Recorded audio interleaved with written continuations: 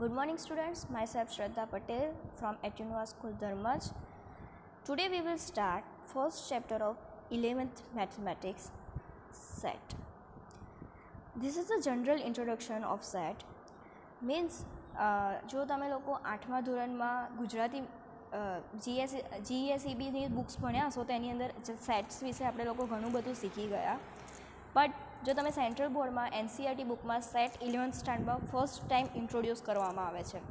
એટલા માટે અહીંયા આપણે જનરલ ઇન્ટ્રોડક્શન આપેલું છે સેટ વિશે કે સેટ કોણે ઇન્ટ્રોડ્યુસ કર્યું હતું તો કે જી કેન્ટ્રો નામના મેથેમેટિશિયને સેટનું ઇન્ટ્રોડક્શન કર્યું હતું. એને સેટ કેવી રીતે ડિફાઇન કર્યો હતો તો સેટ એવી રીતે છે, set as a collection of definite and descriptible object selected by the mean of certain rules and description. It means કે set of collection of object એટલે તમે કહી શકો કે એક એવું ગ્રુપ છે કે ઓબ્જેક્ટ્સનું હોઈ શકે, કોઈ પણ ઓબ્જેક્ટ મીન્સ પીપલ્સ હોઈ શકે, એલિમેન્ટ્સ હોઈ શકે. ફોર એક્ઝામ્પલ આપણે લઈ લઈએ કે set of Indian cricket team. તો સેટ ઓફ ઇન્ડિયન ક્રિકેટ ટીમમાં કોણ હશે તો કે જે ઇન્ડિયન ક્રિકેટ ટીમના પ્લેયર્સ હશે એ બધા એ સેટની અંદર ઇન્ક્લુડેડ થઈ જશે. તો એ બધા મેમ્બરની વચ્ચે શું કોમન થિંગ હશે તો કે એ બધા સર્ટેન રૂલ્સ ઓર ડિસ્ક્રિપ્શન. તો એમનું ડિસ્ક્રિપ્શન શું આવ્યું કે એ મેમ્બર ઓફ ઇન્ડિયન ક્રિકેટ ટીમના છે. હવે સપોઝ આપણે લઈ લઈએ કે set of students studying in the 11th science. હવે એ સેટમાં કયા કયા સ્ટુડન્ટ આવશે તો કે જે 11th સાયન્સમાં હશે, 11th સાયન્સનો એજ્યુકેશન લેતા હશે એ બધા એ સેટના શું થઈ જશે, એલિમેન્ટ થઈ જશે. તો એ શું થઈ ગયું એક રૂલ કે તમે એ સેટના એલિમેન્ટ ક્યારે થાવ કે જો તમે 11મા ધોરણમાં ભણો છો તો તમે એ સેટના શું થઈ ગયા એલિમેન્ટ. તો શું એક રૂલ અથવા ડિસ્ક્રિપ્શનથી જેટલા બી મેમ્બર કનેક્ટેડ હોય એ બધા મેમ્બરનું ગ્રુપ બનાવીએ તો એને આપણે શું કહીશું સેટ. Set theory forms.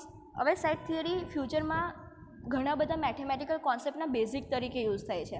તો એ મેથેમેટિકલ કોન્સેપ્ટ સેટ પરથી આપણે કયા કયા મેથેમેટિકલ કોન્સેપ્ટ ઇન્ટ્રોડ્યુસ કરી શકીએ તો કે continue theory, relations, graph theory, finite state mechanics. એ બધું આપણે લોકો ફર્ધર ક્લાસીસમાં સેટને as basis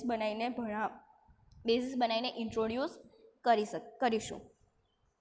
next,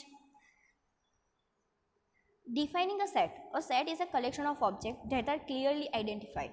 Or we say set is a collection of well-defined objects. As I said earlier કે એ લોકો દરેક મેમ્બર ઓફ કોઈ ગ્રુપના દરેક મેમ્બર જો એક કોમન પ્રોપર્ટી પોઝેસ કરે છે તો એ એક ગ્રુપ આપણે એને સેટ ફોર્મ કરીએ છીએ એવું કહી શકીએ.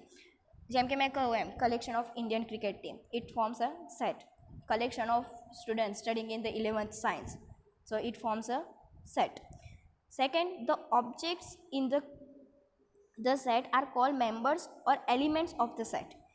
It means કે જે બી એ સેટની અંદર ઇન્ક્લુડ હોય એ બધાને આપણે શું કહીશું એલિમેન્ટ કાં તો members. For example Indian cricket ટીમનો કેપ્ટન છે વિરાટ કોહલી. તો વિરાટ કોહલી શું કહેવાશે તો કે Virat Kohli belongs to set of Indian cricket team. એટલે વિરાટ કોહલી એ ઇન્ડિયન ક્રિકેટ ટીમનો એક મેમ્બર છે કાં તો એલિમેન્ટ. તો આ વિરાટ કોહલીને આપણે શું કહીશું મેમ્બર કાં તો એલિમેન્ટ્સ. ફોર એક્ઝામ્પલ તમે તમારી જાતને લઈ લો, તમે બધા 11th સાયન્સમાં અભ્યાસ કરો છો તો તમે લોકો 11th સાયન્સનું જો સેટ બનાવો તો એ સેટના શું થઈ જશો મેમ્બર કાં તો એને મેમ્બર્સ કહીશું કાં તો એલિમેન્ટ્સ કહીશું. Now each member is belongs to the set. Belongs to the set એટલે 11th સાયન્સનું ગ્રુપ લીધું તો તમે બધા એ સેટમાં શું છો બિલોંગ્સ ટુને આપણે જર્મન સિમ્બોલ આ યુઝ કરીશું. ફરી હું કરું, this is the symbol of belongs to such ધેટનું ઊંધું. Now set are denoted by capital letters. સેટને આપણે શેનાથી ડિનોટ કરીએ છીએ કેપિટલ લેટર, કોઈ પણ કેપિટલ લેટરથી ડિનોટ કરી શકીએ. જેમ કે હું ઇન્ડિયન ક્રિકેટ ટીમનો સેટ ડિનોટ કરવા માગું તો હું કેપિટલ સી યુઝ કરી શકું. સ્ટાન્ડર્ડ 11th સાયન્સમાં સ્ટડી કરતા સ્ટુડન્ટ્સનો સેટ બનાવું તો હું કેપિટલ ST ડિનોટ કરી શકું. તો set is denoted by capital letters. Second point, the element of set are represented by lower case letters. Again મેં આવડે કહું કે કોઈ પણ એલિમેન્ટ કે મેમ્બર હોય સેટનો તો એને આપણે શું કહીએ લોઅર કેસ લેટર. સેટને ડિફાઇન કરતી વખતે અપર કેસ અને સેટના એલિમેન્ટને ડિફાઇન કરતી વખતે lower case. Next, the symbol belongs to used to denote belongs to or is an element of or is a member of set. As I say કે belongs to ને આપણે ક્યારે use કરીશું કે મારે કોઈ એલિમેન્ટને કોઈ સેટમાં બતાવવો છે તો હું શું કરીશ આ સિમ્બોલનો યુઝ કરીશ. આખું લખવાની જરૂર નથી કે Virat Kohli belongs to set of cricket team. હું ડાયરેક્ટ જ લખી દઈશ V belongs to C. So this is about the symbol belongs to. So હું આ રિપ્રેઝન્ટ કરું એ બિલોંગ્સ ટુ એ, તો એનું મિનિંગ શું થાય? A is element of set A, કાં તો A is a member of set A. અને આ સિમ્બોલ યુઝ કરું તો એને આપણે ડઝ નોટ બિલોંગ્સ ટુ કહીશું, કાં તો does not belongs to. This is also known as does not belongs to. So A is not an element of set A. Order of the element is meaningless. Order of the element કે તમે વિરાટ કોહલીને પહેલાં લખો પછી રોહિતને લખો, કાં તો રોહિતને પહેલાં લખો પછી વિરાટ કોહલીને લખો, એનો કોઈ એનો ઓર્ડર ઓફ ધ એલિમેન્ટ કોઈ પણ સેટની અંદર મિનિંગલેસ હોય છે, એને કોઈ લેવા દેવા હોતી નથી. Next, defining a set. There are some examples of sets. First, we specify a common property among things, and we gather up the things that have a common property. As I said earlier, તો સેટને define કરતી વખતે આપણે શું કરીએ? કાં તો એવું ગ્રુપ બનાવીએ કે જે બધાની અંદર કોમન પ્રોપર્ટી હોય, કાં એવી ભેગી કરીએ કે જેની કોમન પ્રોપર્ટીઝ હોય, તો એ શું થઈ જાય? એક સેટ ફોર્મ કરી દે. For example, the item you wear, તો એની અંદર શું છે? Shoes, socks, that shirt, pant and so on. This is known as a set. કેમ? કે દરેક વસ્તુને તમે પહેરી શકો છો. તો આઇટમ યુ વિયર એની શું થઈ ગઈ? એક કોમન રૂલ થઈ ગયો અને બધાની કોમન પ્રોપર્ટી થઈ ગઈ. તો આ એક શું ફોર્મ થયું? એક સેટ ફોર્મ થયો. For another example is type of fingers. The set includes index, middle, ring and pinky finger. At thumb also if you want to include, કારણ કે થમને આપણે આંગળી તો નથી કહેતા, અંગૂઠો જ કહીએ છીએ, બરાબર? પછી so it is just thing group together with a certain property in a common. Next, notation of set. તો સેટ શું છે એ વિશે આપણે લોકો આગળ જોયું. હવે સેટને આપણે મેથેમેટિકલી કેવી રીતે રિપ્રેઝેન્ટ કરી શકીએ? ડાયરેક્ટ આપણે લખીએ, એક લિસ્ટ બનાવી દઈએ તો એ તો છે જ, પણ એને મેથેમેટિકલી આપણે કેવી રીતે રિપ્રેઝેન્ટ કરીએ એ વસ્તુ છે. There is a fairly simple notation for set. We simply list the element or members separated by comma. દરેક એલિમેન્ટ લખવાના, કોમાથી સેપરેટ કરવાના. સપોઝ હું લઉં છું કે 3 અને એને કર્લી બ્રેકેટની વચ્ચે લખી કાઢવાના. તો 3, 6, 9, 12 આ એક સેટ થયો. આ સેટની કોમન પ્રોપર્ટી શું છે? તો these are the factors of multiple of 3 less than 12. These are the multiple of 3 less than or equal to 12. તો એ એની કોમન પ્રોપર્ટી થઈ ગઈ. હવે એ મેમ્બરને મારે સેટમાં રિપ્રેઝેન્ટ કરવા છે, હું કહીશું કર્લી બ્રેકેટમાં 3, 6, 9, 12 એ રીતે લખીશ. Similarly next, the curly brackets are sometimes called set bracket or braces. This is just for your knowledge. Second, this is notation for two previous. આપણે જે આગળ બે એક્ઝામ્પલ લીધા, એક તો things you wear and second set of fingers. તો એને મારે મેથેમેટિકલી રિપ્રેઝેન્ટ કરવું હોય તો હું કેવી રીતે કરીશ? તો કર્લી બ્રેકેટમાં સ્ટાર્ટ કરીશ લખવાનું socks, shoes, watches, shirt and etcetera. તમે જે એડ કરવું હોય અને છેલ્લે આપણી bracket close. Similarly set of ફિંગર્સને તો બ્રેકેટની અંદર index, middle, ring and pinky finger and લાસ્ટમાં બ્રેકેટ ક્લોઝ. તો આ મેથેમેટિકલી આપણે રિપ્રેઝેન્ટ કર્યા સેટને. હવે notice how the first example has the 3 dots together. The 3 dots are called ellipses. That means continuation. તમારે 3 dots શું કરીશું? આપણે ઇન્ફાઇનાઇટ સિરીઝ જેમ કે 1, 2, 3 એન્ડ સો ઓન લખવું હોય તો આપણે લોકો 3 ડોટ્સ મૂકવાના. એ 3 ડોટ્સ શું કહે છે? કે આખું કન્ટિન્યુ થાય છે. એ 3 ડોટ્સ શું ડિનોટ કરે છે? કે આગળ આપણો જે સેન્ટેન્સ છે એ કન્ટિન્યુ થઈ રહ્યું છે. Next, example of sets. First example, the set V of the vowels in English alphabet can be written as V equals to in bracket A, E, I, O, U.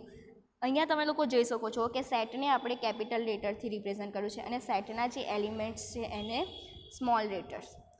Next, example 2, the set O of odd positive integer less than 10 can be expressed by O equals to O કેપિટલમાં, અને નંબર્સને તો આપણે નંબર્સના ફોર્મમાં જ લખીશું.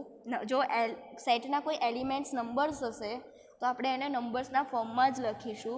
અને કોઈ એવી વસ્તુ હશે જેમ કે મારે કલર્સ રિપ્રેઝેન્ટ કરવા છે, સેટ કલર્સનો એક સેટ લેવો છે અને એની અંદર મારે એલિમેન્ટ લખવા છે, તો હું એને સ્મોલ લેટરમાં લખીશ. જેમ કે કલર્સનો C equals to red, blue, green and so on. તો એના જ્યારે હું એલિમેન્ટ્સ લખીશ ત્યારે હું સ્મોલ લેટરમાં લઈશ, અને જો નંબર હશે તો આપણે નંબર્સ જ રહેવા દઈશું એની અંદર. નેક્સ્ટ, ન્યુમેરિકલ સેટ્સ વેલ ડિફાઇન. અત્યાર સુધી આપણે ઘણા બધા ન્યુમેરિકલ સેટ્સ બની ગયા. હવે એ સેટ્સને ઘણા બધા ન્યુમેરિકલ્સ બની ગયા, જેમ કે even number, odd number, prime number, natural numbers, integers and so on. So એ બધાને જો મારે સેટના ફોર્મમાં રિપ્રેઝેન્ટ કરવા હોય તો હું કેવી રીતે કરી તો કે સેટ ઓફ ઇવન નંબર્સ, તો એકચ્યુઅલી 0 2 4 પોઝિટિવ સાઇડ પર, -2 -4 and so on negative side પર. તો એને મારે સેટના ફોર્મમાં લખ્યું તો સો ઓનથી સ્ટાર્ટ થાય કન્ટિન્યુએશનમાં, -4 -2 0 2 એન્ડ 4 અને સો ઓન સુધી જાય. Set of odd numbers be similarly, set of prime numbers.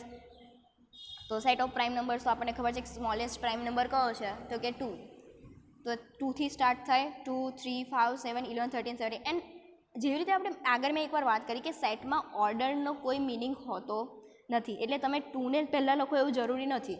તમે 5ને ફર્સ્ટ લખો, 3ને પછી લખો, પછી 2ને લખો તો બી કોઈ ફરક પડે નહીં. એ બધા મેમ્બર્સને ઓર્ડરને કોઈ લેવા દેવા હોતી નથી. Second, positive multiple of 3 that are less than 10. તો 3 6 એન્ડ 9 ટોટલ કેટલા મેમ્બર છે અહીંયા આગળ? 3 1 2 એન્ડ 3. તો આ સેટના ટોટલ મેમ્બર્સ કેટલા થયા?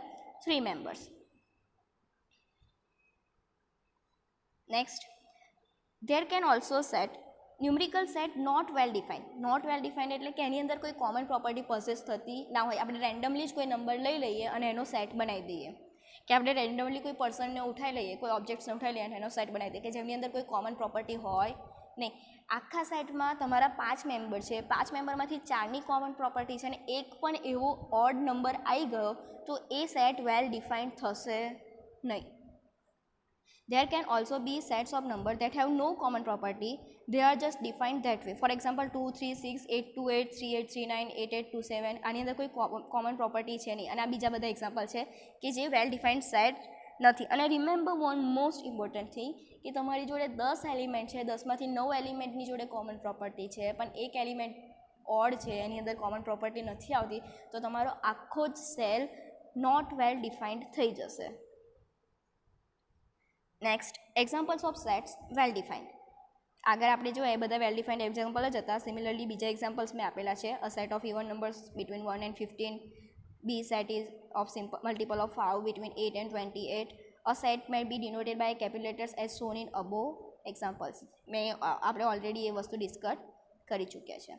Next, this is your task. You have to write this and send me in WhatsApp. Take the picture and send it to me by WhatsApp. You have to find which of the following are well defined sets. 8 examples મેં આપેલા છે. 8 એક્ઝામ્પલમાંથી તમારે find કરવાનું છે કે એની અંદર કયા વેલ defined છે અને કયા વેલ ડિફાઇન્ડ નથી.